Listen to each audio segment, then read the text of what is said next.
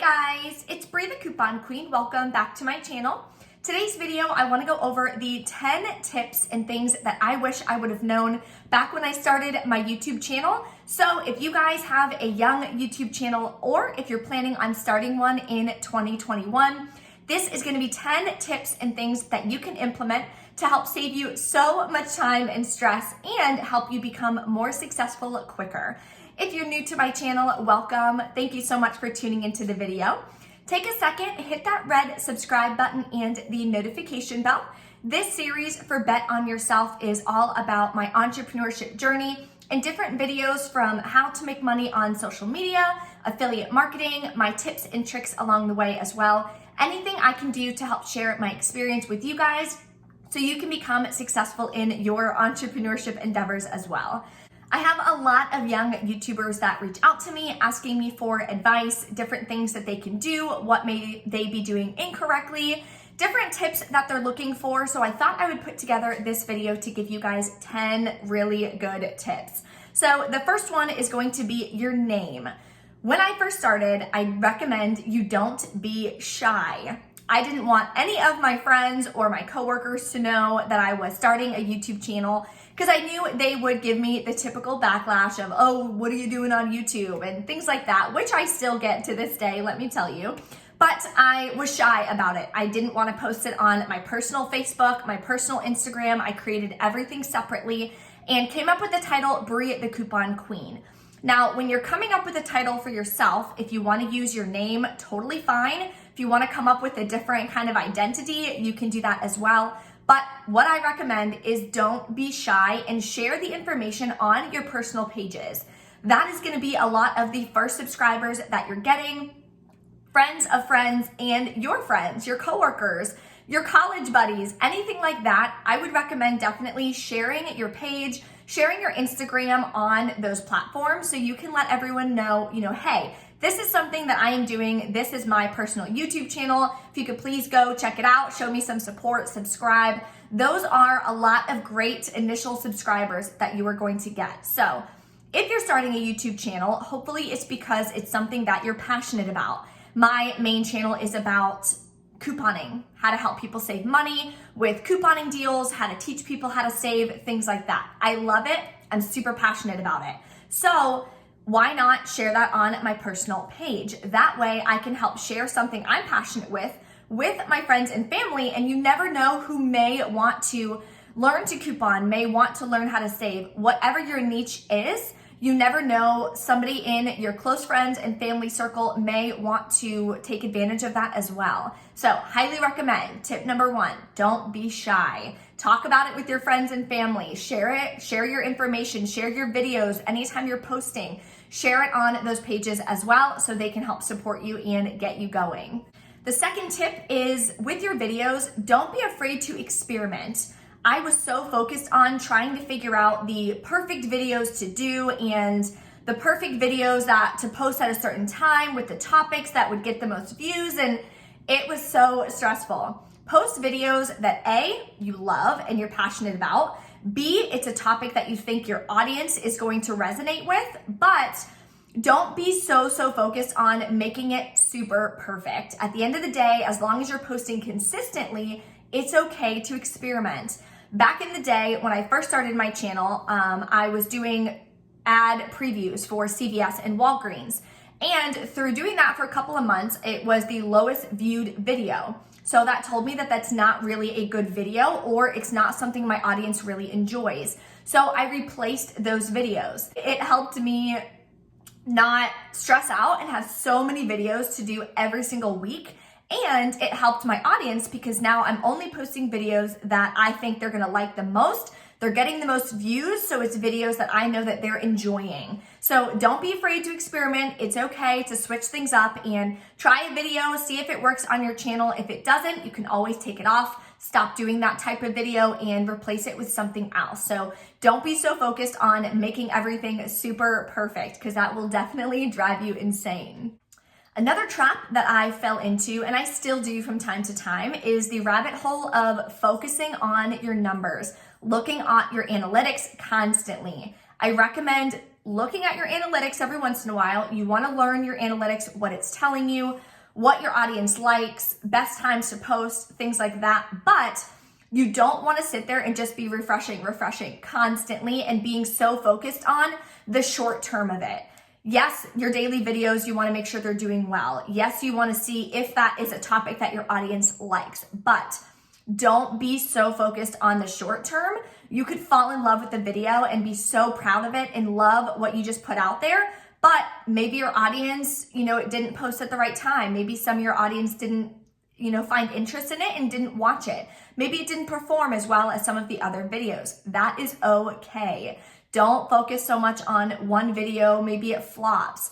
As long as at the end of the day, you are positively growing, you are engaging more with your audience, you're getting a more organic audience that interacts with you more comments, more likes, you're growing your channel with subscribers every week, every day, then that is where your channel is heading. It's heading in a positive direction. So don't focus so much on one or two videos not working, but just don't sit there and be so on top of your analytics, because that can really drive you insane, going up and down as your videos go up and down and your views change. It's definitely not a constant, steady platform. One week you can pop off and you get 100,000 views.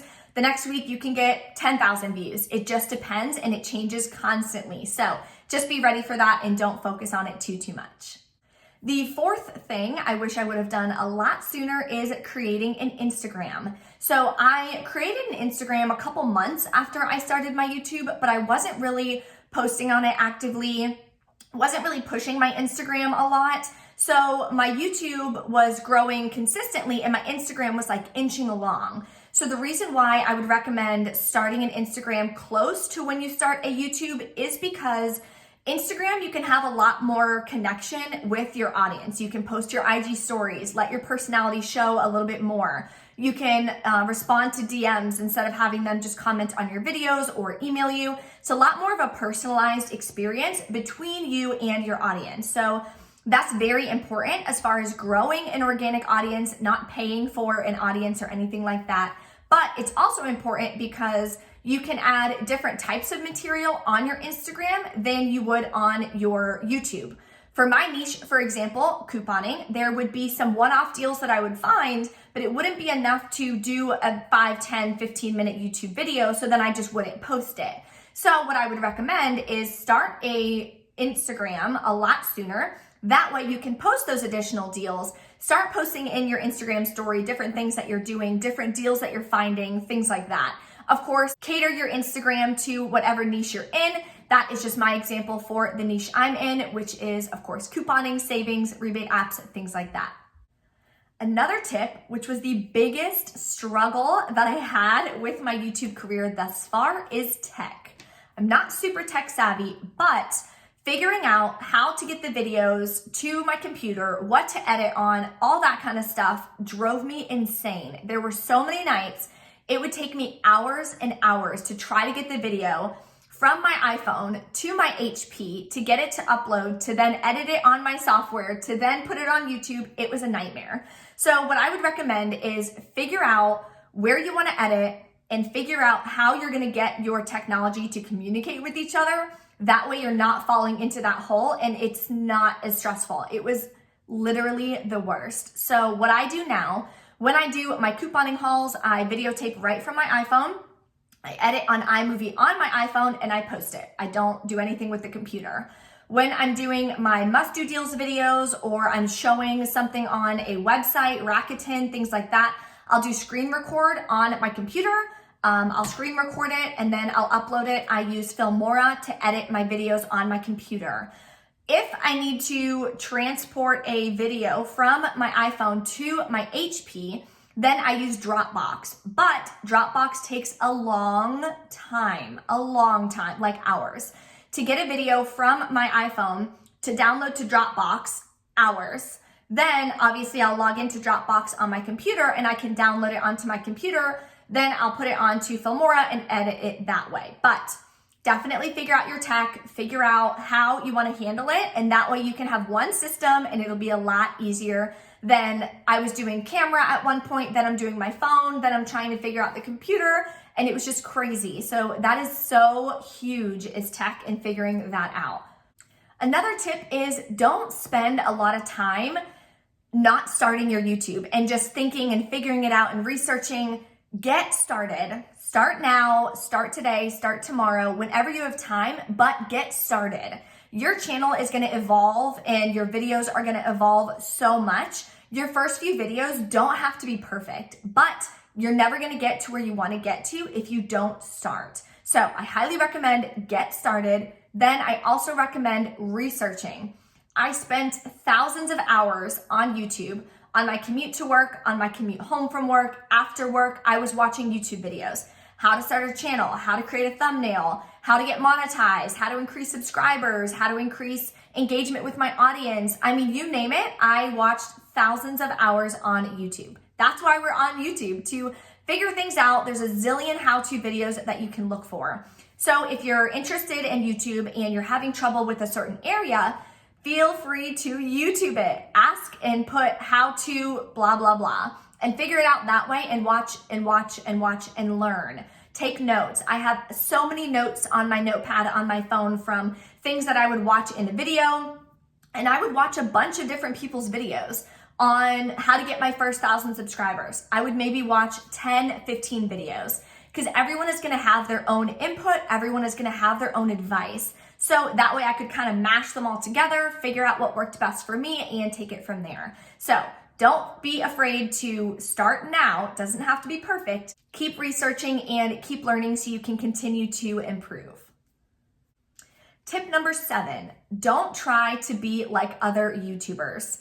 When I first started, I was watching like Savvy Coupon Shopper, I was watching One Cute Couponer, Free Stuff Finder, channels like that because they were successful, right? So you want to do some research into their channel. What do their thumbnails look like? How do they present their deals? Are they doing in-store deals? Are they sharing the deals at home? Things like that. But you don't want to try to be like them. A lot of people do that. I did it the same way.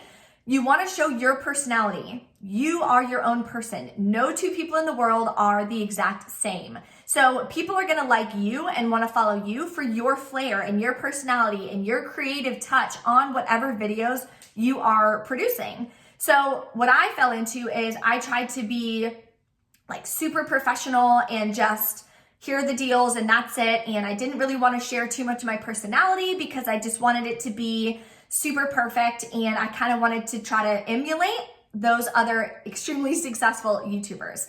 But now I accidentally put bloopers in my videos, which I didn't even mean to do, but sharing things like that and sharing a little bit more of your personality is definitely important because that's what is going to relate with your audience. Don't just be so focused on trying to be such a perfect YouTuber and trying to emulate other people because it works for them. It may not necessarily work for you. You want to make sure that your channel and your videos are unique and unique to you, and that's what your audience is going to fall in love with. Another piece, very important, focus on your thumbnails. Thumbnails are very important. It is a first impression, right? You go on a first date, you're meeting your boyfriend's parents for the first time, whatever. First impressions are very important. If you are going on an interview and your hair is all crazy and your clothes are all wrinkled, it's not a good first impression. If your video, YouTube will give you a couple thumbnails that they chose. Not that they really chose them. Half of them, your eyes are closed, your mouth is open, you look crazy, right? Because it's just snapshotting random segments throughout your video and seeing if you want to use that as a thumbnail. Never use that as a thumbnail. Make sure you're creating your own thumbnail. So my first few thumbnails, as you can see, not the most impressive. I'm just kind of trying to figure it out. But as I evolved and the more and more I learned and watched YouTube videos on how to create thumbnails, different apps and softwares to use to create thumbnails, then they became more and more appealing and eye-catching. That is what is going to attract someone to click on your video. Yes, YouTube may suggest your channel. A lot of that is part of the YouTube algorithm, which I will do in another video. But that is what is going to get someone to click on your video. You want your thumbnail to show what they are going to learn or see in that video. Make sure that your thumbnail shows that. Make sure it's attractive. Research shows that putting your face in a thumbnail is going to get people more likely to click on it. Also, I wouldn't make your thumbnail too busy. Don't throw 30 things in a thumbnail because you're trying to incorporate every piece of the video. Let them see some of it in the video by clicking on it. But you want your thumbnail to kind of be a summary of what they're going to be getting out of that video and why they should click on it. So I would recommend putting some words on it, but no more than maybe 5 or 6 words. You don't want to flood it and you don't want it to look too busy. So thumbnails are very important. I wish I would have focused a little bit more on that in the beginning and really made my thumbnail stand out. Another thing I wish I would have done more of and still do is more collaborations. Meet more people in your niche or even with a same general subscriber count as you. Maybe you have 5 subscribers and they have 5 subscribers and you can do a little collaboration together. Maybe you have 5 subscribers and they have 200 subscribers. So whatever the case may be, try to do a lot more collaborations and reach out to more people. It's good because you get to meet new people. You get to make friends through YouTube and through social media, which is amazing. People you never would have met otherwise, but it also helps showcase you to other audiences. Maybe some of their subscribers are also your subscribers, but it is an extremely likely chance that at least some of their subscribers do not know about your channel. They don't know about you. So if you do a collaboration, it's mutually beneficial. They are going to get exposed to new audience and so are you. It's also fun. It's super fun to do different collaborations. I've only done a couple. I really would like to do more this year for sure. And you can become really close with other YouTubers and they can recommend your content and you recommend their content. You bounce ideas off each other. It just makes everything a lot more fun and it helps your channel grow a lot. So highly recommend, do a lot of collaborations. Don't feel weird and awkward reaching out to someone. I would recommend reaching out to people with a similar audience. That way you guys are kind of on the same page, you're in the same journey, and you guys can have a lot of things to relate to. Tip number 10, this is a big one. Don't bite off more than you can chew. I did this hardcore when I started. When I started couponing, I fell in love with it. I was so passionate about it. I couponed every single day, which then obviously took up a ton of my time, and everything else in my life was like put on hold and put on the back burner. So I don't recommend going so deep into what you're starting. I do think it helps you, of course, become successful to be all in, but don't bite off more than you can chew. Don't start your channel and try to do 7 videos, right? A video every single day. You're gonna get so burnt out and it's gonna be so overwhelming. So what I would recommend is figure out a consistent schedule that you know you can actually do. You know it's not gonna strain you too much and your whole life isn't gonna change for it, but maybe 3 videos a week to get started, maybe 4 if you're feeling crazy. But that way you are consistent with your channel. You are posting those videos on specific days. That's very important, but it's not consuming your whole life and adding so much stress to pump out content constantly. That's what I was doing. And that's why I eventually got rid of those ad preview videos, because that was 2 videos I would have to do in one day, which is a lot. Anyone who does any kind of social media, if you're doing YouTube channels, a vlog, if you're doing podcasts, if you're doing TikTok, whatever, if you're having to pump out multiple a day, it is very hard. On top of having a full-time job, then I was posting my must-do deals video. I was posting those 2 in one day. That's back-to-back 2 videos a day. So much. So when it wasn't getting that many views, I was like, perfect, I need to take those out because I need to step back a little bit because it was becoming way overwhelming. So don't do that. I don't recommend it. When you get started, or if you have a small channel now, commit to what videos you can post on what day and be consistent with that each week.